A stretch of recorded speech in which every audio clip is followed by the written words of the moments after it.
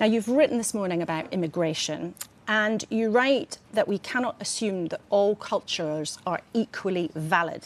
So which cultures, in your view, are less valid than others?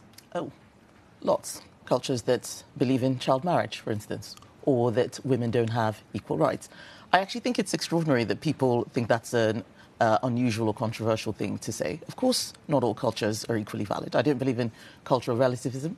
I believe in Western values, the principles which have made this country great. And I think that we need to make sure that we continue to abide by those principles to keep the society that we have now. So which particular cultures, then, would you say are less valid? Because, as you've said, your words, not mine, some people think that that is a controversial thing to say. So which cultures would you specifically say are less valid than others? So it's not about labelling cultures. Culture includes a lot of things.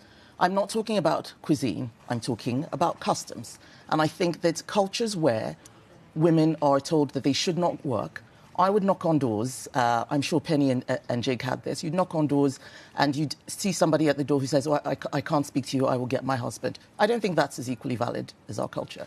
But the point I was making in the op-ed was about immigration, that immigration is something which we need to make sure we get right. We didn't before. And there were three things I said we needed to do. One, numbers matter. I was quite surprised that Rob actually misrepresented what I've been saying. Numbers do matter.